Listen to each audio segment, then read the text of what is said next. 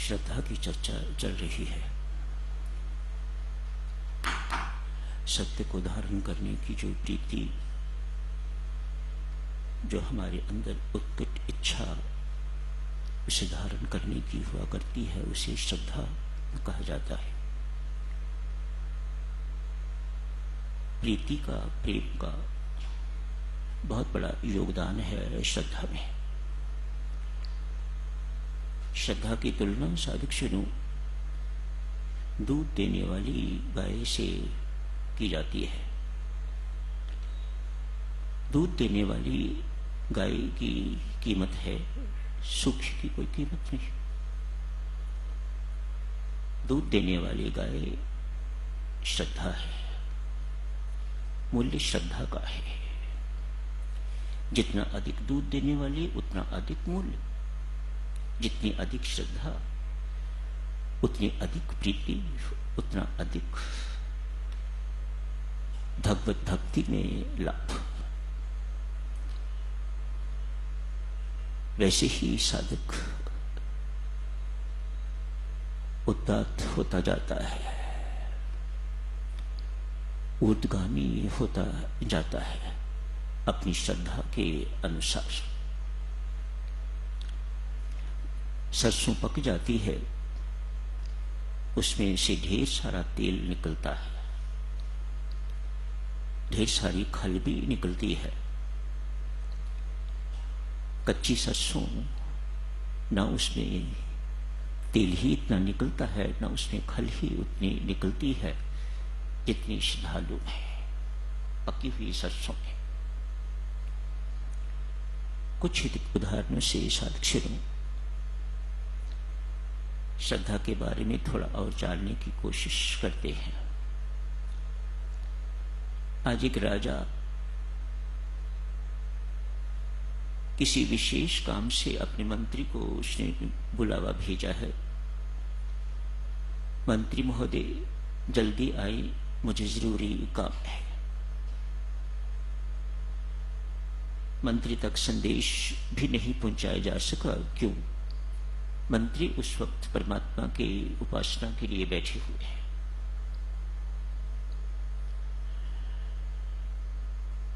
परमात्मा की भक्ति में तल्लीन है, पूर्ण तदात्म में बैठे हुए हैं मंत्री महोदय। राजा को संदेश मिला, पूजा में बैठे हुए हैं, अतएव उन तक मैसेज नहीं पहुंचाया जा सकता। राजा लोग बहुत बड़े लोग होते हैं, अभिमान को थोड़ी सी ठेस पहुंची और तिल मिला के तो स्वयं चले गए मंत्री महोदय के पास। मंत्री महोदय ने तब भी राजा की उपेक्षा करके तो भजन पाठ करना छोड़ा नहीं। परमात्मा की भक्ति में वे इस वक्त उपासना कर रहे हैं। उपासना का अर्थ है परमात्मा के बिल्कुल निकट बैठे हुए हैं, परमात्मा की गोद में बैठे हुए हैं, परमात्मा के श्री चरणों में बैठे हुए हैं।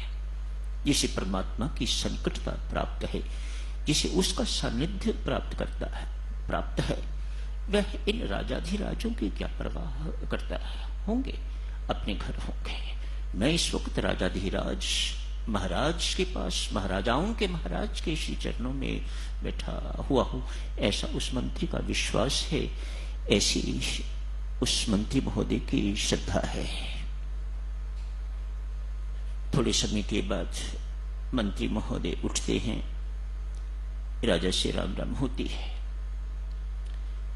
राजा ने क्रुद्ध भरे शब्दों में पूछा, आखिर ऐसी क्या बात थी जो आप मेरी उपेक्षा करके भी इस काम के लिए बैठे रहे? क्या है ये? क्या कर रहे थे आप? मंत्री महोदय ने कहा, राजन, मैं राम नाम का उपासक हूं, मंत्र की उपासना करता हूं।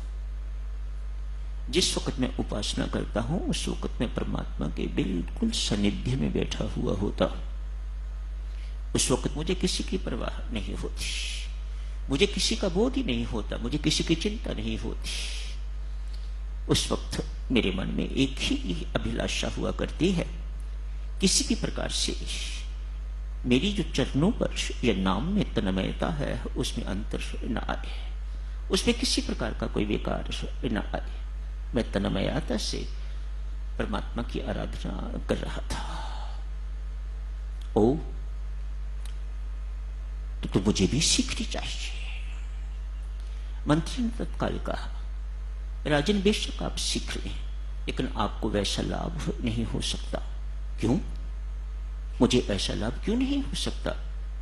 मंत्री महोदय ने तत्काल कहा, राजन आप में ना ही विश्वास है ना ही श्रद्धा है। ये माजरा तो सारा विश्वास और श्रद्धा का है। ये अध्यात्म की नींव, अध्यात्म का आधार ही विश्वास एवं श्रद्धा है। जितनी अधिक उतना आधार, उतनी नींव आपकी मजबूत, उतना आलीशान उसके ऊपर महल खड़ा हो सकेगा, पक्का महल खड़ा हो सकेगा। ऐसी नींव पर खड़ा महल उसे कोई हिला नहीं सकता, ऐसा पक्का महल बनता है। राजा ये बात सुन के चला गया है, लेकिन मन में ये मंत्र उपासना क्या है, ये बात निकल नहीं रही, घूम रही है। आज मंत्री महोदय पास ही बैठे हुए हैं। उनसे पूछा, आप जी ने उस दिन कहा था कि बेशक मैं मंत्र की उपासना शुरू भी कर दूं, लेकिन मुझे वैसा लाभ नहीं होगा जैसे आपको। क्या कारण है इसका? मैं भी वह लाभ चाहता हूं, मुझे वह लाभ कैसे हो? मंत्री महोदय ने शब्दों में कोई उत्तर नहीं दिया। परमेश्वर की कृपा देखिएगा, संयोग कहिएगा। उस वक्त एक नन्हा बालक जो महल में ही काम करने वाला है, कोई बालकों जैसे काम होते होंगे जो राजाओं ने दे रखे होंगे करने के लिए। एक बालक, मानो इस आयु का बालक होगा, बहुत छोटा भी नहीं, समझता है। मंत्री महोदय ने उस बालक को देखा, अपने पास बुलाया, कहा इधर आओ। राजा और मंत्री दोनों पास पास बैठे हैं। मंत्री महोदय ने कहा, राजा के मुख पर थप्पड़ लगाओ। खड़ा रहा, आज्ञा का पालन नहीं हुआ।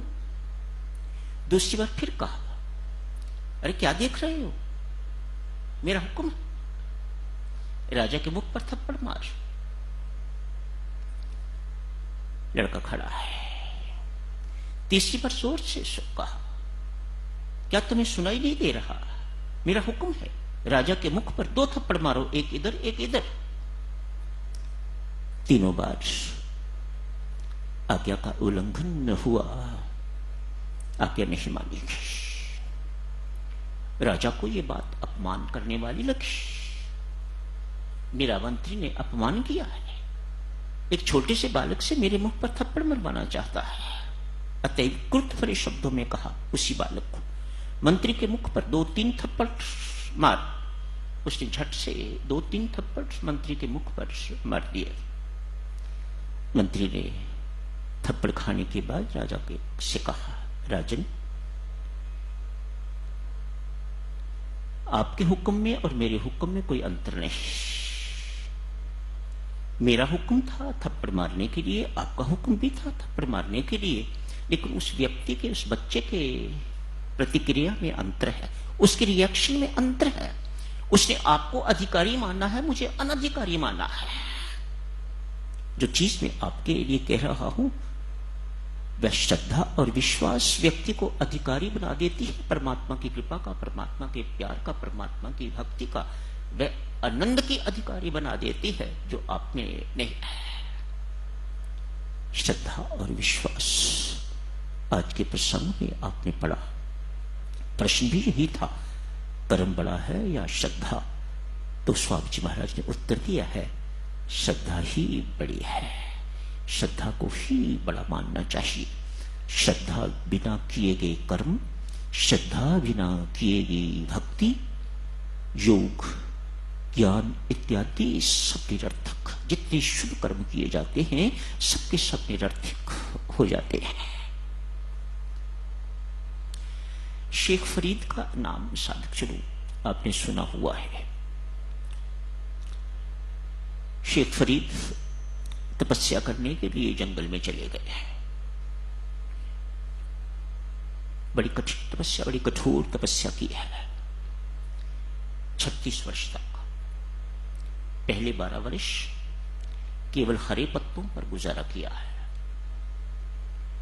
इसी को बहुत बड़ी उपलब्धि मान के तब ब्रह्मनिष्ठ मां के पास गए हैं। अपनी मां उनकी ब्रह्मनिष्ठ है, ब्रह्म में स्थित है। जिसका पुत्र फरीद है वह मां कोई मामूली मां तो नहीं हो सकती। पता लगे ना लगे वह दूसरी बात है, लेकिन वह मामूली मां नहीं हो सकती। फरीद साहब बताने के लिए गए हैं, मां 12 साल तपस्या करके आया हूं, सत्य पा लिया है। नहीं पुत्र,